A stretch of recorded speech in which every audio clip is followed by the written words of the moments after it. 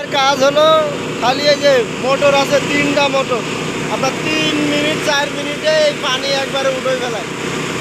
ঠিক আছে, এই পুরো ট্যাঙ্কি প্রায় 36,000 লিটার পানি ধরে এখানে। এখানে সব নষ্ট পানি, খারাপ পানি। সৌদি আরবের বলা হয় এই পানিকে বলা হয় যে আপনার বলদিয়া পানি বলা হয়। ঠিক আছে, একেবারে খারাপ পানি, একবারে এইগুলো নিয়ে যেয়ে আবার এই পানি নিয়ে আবার বিক্রি করে। তো বেতনের কথা শুনে আমার মাথা একবারে কাঙ্গে উঠে গেছে যে বেতন এত হতে পারে। আপনারা চিন্তা করেন যে বেতন কত হয়েছে, 5,000 রিয়াল।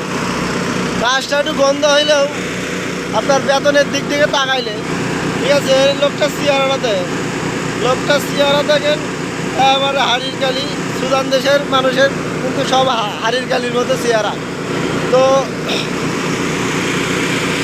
যে যাই যে যাই বলুক আর না বলুক, টাকা এলো মেন।